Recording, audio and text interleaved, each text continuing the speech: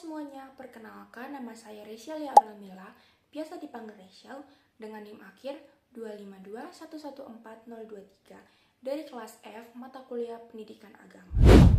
Jadi, hari ini saya akan mengajak teman-teman untuk merenung bersama tentang sesuatu yang paling dekat dengan kita, namun sering kita lupakan, yaitu tubuh kita sendiri.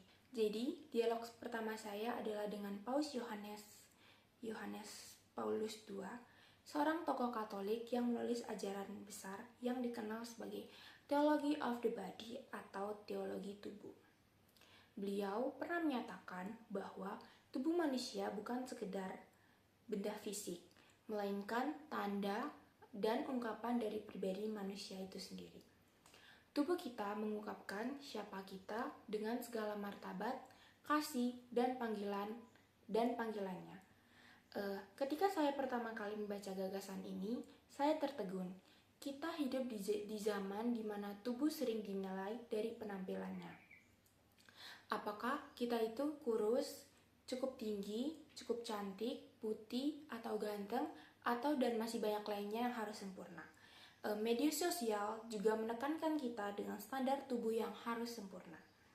Tapi, Paus Yohanes Paulus II mengingatkan saya bahwa tubuh bukan suatu proyek yang perlu diperbaiki. Tubuh saya adalah hadiah yang perlu dihargai.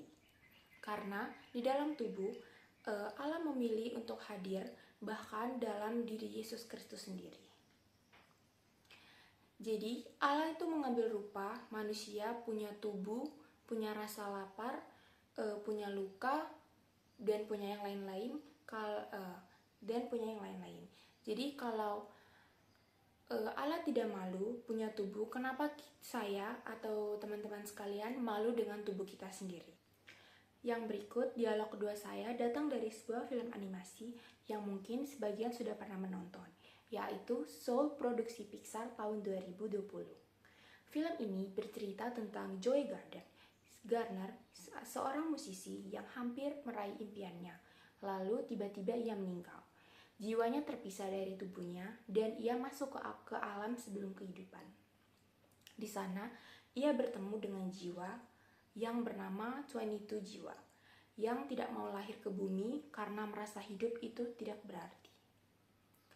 Ada satu momen yang menyentuh bagi saya ketika 22 akhirnya masuk dalam tubuh manusia dan merasakan untuk pertama kalinya merasakan angin, memakan pizza, melihat daun yang jatuh, lalu ia pun menangis. Bukan karena sedih, tapi karena takjub. Takjub bahwa hidup dalam tubuh itu luar biasa indah. Dan dari sini saya melihat sebuah kebenaran spiritual yang dalam kita sering menyadari betapa berharganya tubuh kita karena kita sudah terlalu terbiasa. Kita bangun pagi, kita memiliki jantung yang berdetak, paru-paru yang bernafas, dan itu berjalan tanpa kita yang minta, bukan? Menurut saya, bukankah itu sebuah keajaiban? Dari film Soul ini mengingatkan saya, jangan tunggu sampai kita kehilangan tubuh untuk menyadari bahwa itu adalah sebuah anugerah. Yang berikut adalah dialog ketiga, membawa saya melintasi batas tradisi iman kepada Thich Nhat Hanh, seorang biarawan Buddha dari Vietnam yang dikenal di seluruh dunia karena ajaran yang mindfulness. Beliau ini mengajar sesuatu yang sederhana namun mendalam. Jadi dia mengajar bernapaslah karena kita sadari bahwa kamu sedang bernapas. Bagi dia, tubuh bukan halangan untuk mencapai pencerahan.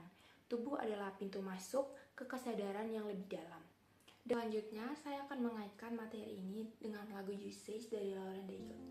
Lagu ini menggambarkan perasaan seorang yang sering merasa tidak cukup baik, merasa penuh keraguan, dan kehilangan kepercayaan diri. Namun, lagu ini mengajarkan bahwa kita tidak seharusnya percaya pada pikiran yang negatif tersebut. Sebaliknya, kita harus percaya pada apa yang Tuhan katakan tentang diri kita, bahwa diri kita kuat, diri kita berharga, dan diri kita memiliki suatu tujuan untuk hidup. I just had to let you know you're